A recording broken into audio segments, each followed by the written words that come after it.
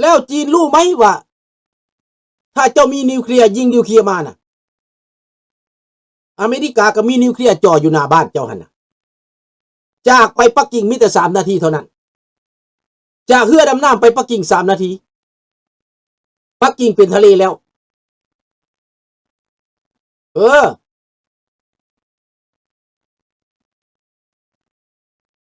นี่แหละกระมอบแต่ปากหันแหละแต่ว่าความหมายว่าถ้าเจ้าได้ใครเมียเจ้าสิหยุดบ่โดนัลด์ทรัมป์เว้าจังสั้นถ้าเจ้าได้ใครเมียไปแล้วเจ้าสิพอใจบ่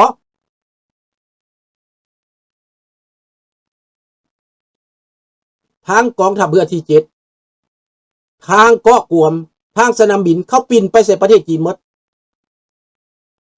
เดี๋ยวนี้เขาปินไปใส่ประเทศจีนหมดและถ้ายังบ่หยุดดาวเทียมของจีนล่วงลงจำดินหมดอย่าสิว่าเก่งก็ว่าเก่งเถอะแล้วที่เขาว่าเฮ็ดโดมหั่นนะเขาเฮ็ดแล้วเขาเริ่มแล้วเขางบประมาณออกมาแล้ว20,000 ล้านงบประมาณเฮ็ดโดม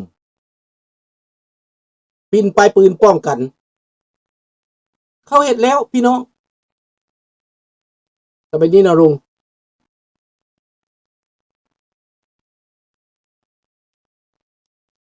เวียดนามนะบ่มีทางเลือกมึงอยากไปน้ำจีนมึงไปมึงอยากไปน้ำรัสเซียมึงไปอเมริกาบอกแล้วตัดหางปล่อยมึงอยากไปทางไหนมึงไปบักเวียดนามคันมึงอยากหลบกับอเมริกาอีกกับมึงหลบอเมริกาบอกแล้วให้มึงหลบกับอเมริกาให้มึงเลือกทางของมึง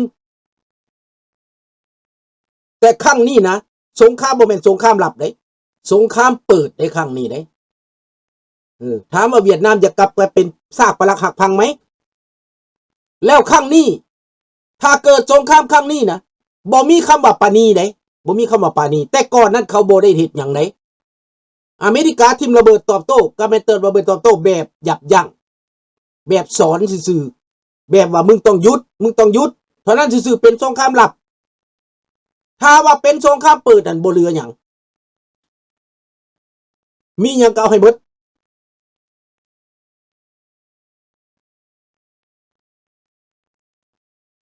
นั่นแหละครั้งนี้น่ะเป็นครั้งที่จะย่อยยับลาบคาบฮอดบักเกาหลีน้อยพุ่นน่ะครั้งนี้น่ะพร้อมบ่แล้ว4 ประเทศนี่พร้อมเสียดสงครามโลกแต่ว่าครั้งนี้บ่แม่นคือแต่ก่อนเด้บ่แม่นสมัยก่อนได้ขนเหือกันไปตายขึ้นนั่นน่ะขึ้นเขาฮ้องว่าขึ้นดอกมังดีนะแต่ครั้งนี้บ่แม่นขึ้นนอกมังดีได้พี่น้องบ่ได้บ่แม่นแนวนั้นเด้อพี่น้องครั้งนี้บ่ต้องขึ้นอยู่กลางทะเลพุ่นก็ยิงได้เดี๋ยวนี้นะ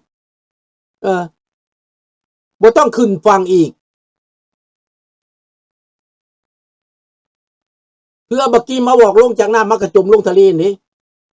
จมลงแล้วเรือบักกิมโซเวียตก็ให้น้ำเนี่ยก็บ่แม่นตัวต้านเบิดดอกก็สิทำลายตั้งแต่บ่อนผู้ใหญ่มันนั่นแหละคอมแมนเดอร์มันจบไปแล้วก็ยกทุ่งขาวสิมีหยังคอมแมนเดอร์ไปจบไปเลยยกทุ่งขาวเด้แต่ถามว่าคนจีนที่ตายเบิดบ่ไปตายเบิดแต่นายมันยอมแล้วก็ยอมลองมั้ย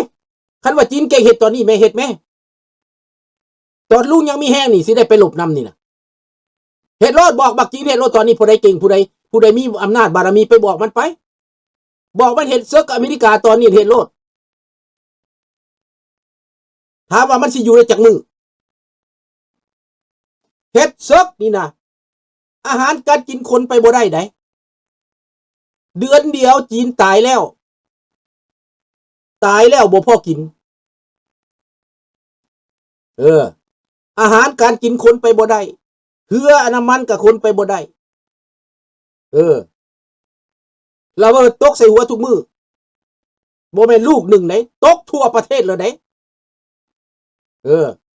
รัฐเล็กรัฐน้อยที่บ่พอใจก็กำอาวุธขึ้นมาต่อใส่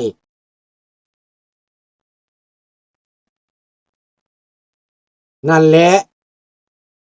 เวียดนามเลือกฝ่ายตะวันตก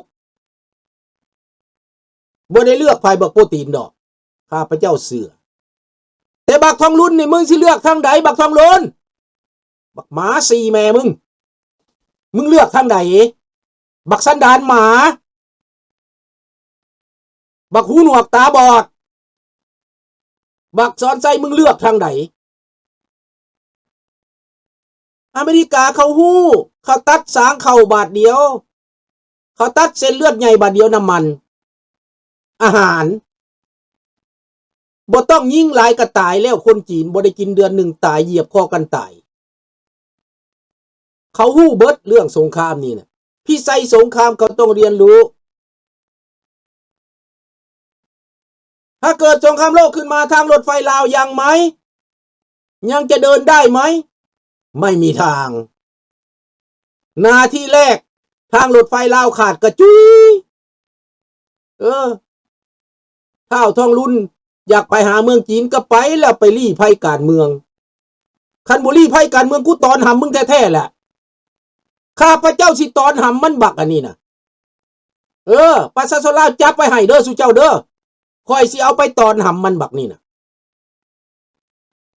เย็ดแม่มันคือนั่นแท้มันคือเคี้ยวคือกระแดะแท้ลูกไผ่กระโบเว้นบ่ยกเว้นฮอดลูกไผ่กูสิตอนหำมึงบักเว้นหาห้อยอันนี้เย็ดแม่มัน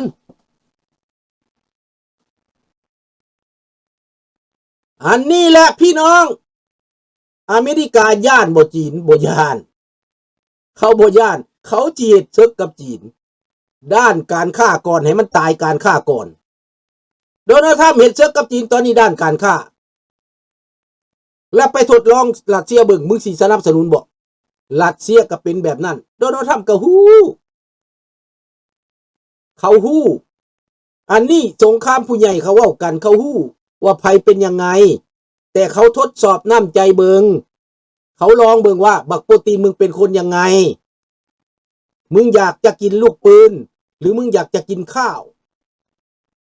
เขาก็ทดสอบเบิงเหมือนกันเด้อนี่เด้อพี่น้องคนอายุ70ปลายปีนี่พร้อมจะไปหลบกับลูกกับหลานเด้อจะไปน้ำลูกน้ำหลานเด้อไปให้กำลังใจพวกเจ้าตอนนี้ยังเดินได้อยู่เด้อยังแข็งแรงเด้อเอาบอกให้ลูกหลานมีกำลังใจไว้เฮียนหู้ตีเดียวนี้จับจิตจับใจกันไว้แต่เดียวนี้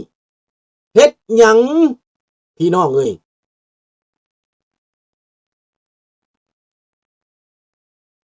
ตาถ้ำศูนย์ให้บักโปรตีนแม่นบ่ลุงแม่นองดูอาเลวิวอังนาฟริกเนาะบ่จำเป็นองดูวิวอีซี่แหละเมืองฝรั่งกับเมืองลาวนี่แหละบ่เฮาอยู่น่ะบ่ต้องไปประเทศอื่นคนแอฟริกเขาก็บ่ได้นิสัยดีดอกมันสู้คนเอเชียเฮาบ่ได้เป็นสมอนมีแต่เฮาสามัคคีกันเสียสละนำกันเท่านั้นผู้ใดเหลือผู้ใดยังผู้นั้นแหละอยู่ต่อไปผู้นั้นมีบุญถ้าผู้ใดตายไปก็หมายความว่าเป็นฮีโร่ผู้เหลือก็แปลว่ามีบุญ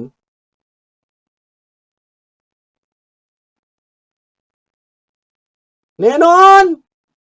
เวียดนามใกล้สิเป็นอเมริกาแล้วฮู้แล้วว่าพวกจีนพวกรัสเซียบ่ได้เรื่องเวียดนามก็ฮู้อาวุธรัสเซียบ่ได้เรื่องใหญ่ซื่อๆเขาสิซื้อไปเห็นหยังแหละ F16 เครื่องเบิดรุ่นแล้วเบิดเก่าแล้วยังใส่ได้ผลรถแบรดลีย์ของอเมริกาเขาไปไว้สางพอแห้งแล้วเอาออกมาใส่ยังได้ผลอยู่เจ้ากระเบิงเอาในแม่เดี๋ยวนี้ปืนอากาศย่านหยังย่าน MR15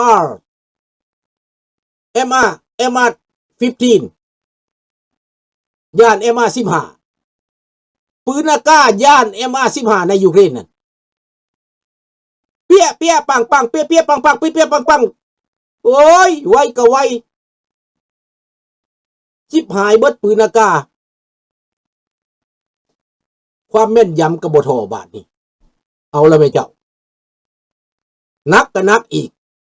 ผู้ใดถือปืนอากาศอยู่โดนเหยี่ยวเหลืองเบิด แต่ว่าMH15นี่มันเบาได้ไปไวได้ลูกศรไซไฟรัสเซียคือบังใหญ่คือคือบังใหญ่แท้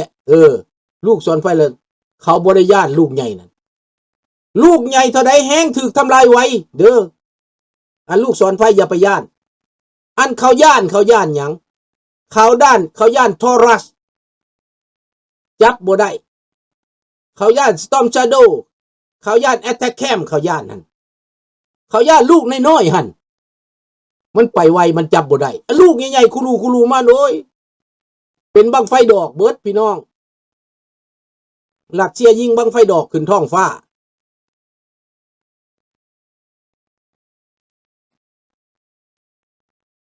ก็จะขึ้นเอาหันแหลพวกเจ้าเวียดนามมันโง่หรือมันฉลาดมันกับประสบการณ์มาพอสมควรบ่แม่นย่องมันได้มันคิดถูกแล้วมันเลือกอเมริกานั่นน่ะจีนก็เคยฆ่ามันแล้วรัสเซียก็เคยต้มมันแล้วเอาคนเวียดนามไปเป็นข้าทาสอยู่ไซบีเรียพุ่น25,000 คนเดี๋ยวนี้เท่าลาวก็ไปเป็นทำไมส่งไปล่ะไปสดเชยสงครามไปหลบอยู่ยูเครนไปตายเลยนี่ให้ต้องคิดเอาแก้วมันก็สลาดอยู่สงครามอันนั้นหันคันมันบ่เจรจามันก็บ่รอดได้มันเจรจาได้มันเจรจาว่ามันสิร่วมมือกับอเมริกาได้เวียดนามได้ขอให้หยุดสงครามกับมันขอให้มันปลดปล่อยเวียดนามใต้ละพอมันมีขีดจำกัดของมันค่อยเอาเวียดนามใต้แล้วค่อยสิเซามันว่ะค่อยสิบ่เป็นปรปักษ์กับอเมริกาก็แม่นหลังจากนั้นแล้วพวกขับ B52 พวกขับติยนต์ยังก็ตามมิกกับอันน่ะ F15 F14 แฟนทอม14 15ไปยามเวียดนามได้เซย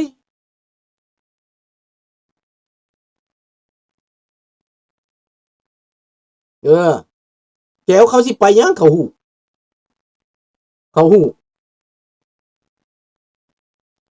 จีนเป็นคู่แข่งด้านเศรษฐกิจกับอเมริกาข้าพเจ้าว่าบ่แม่นคู่แข่งอเมริกาโพดพายจีนเด้อสิเว้าคักๆถามว่าอเมริกาบ่บริโภคของจีนได้บ่ได้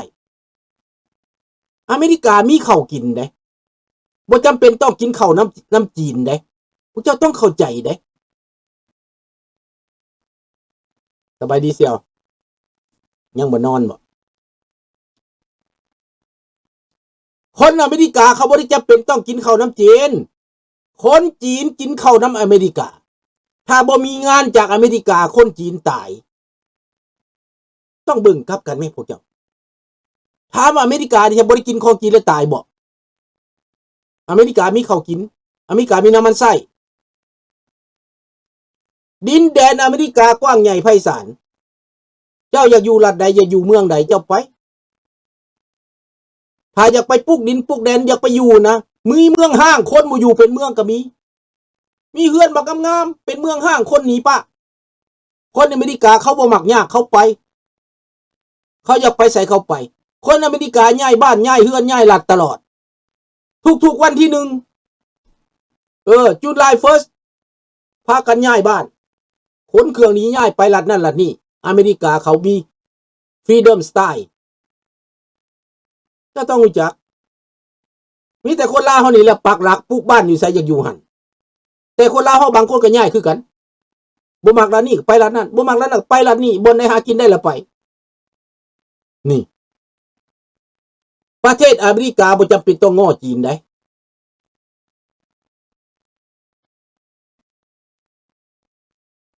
บ่แม่นแต่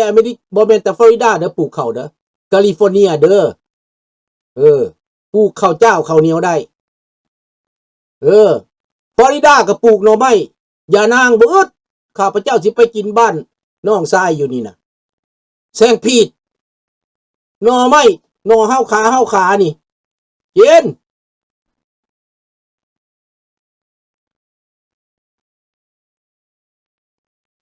จีนต้อง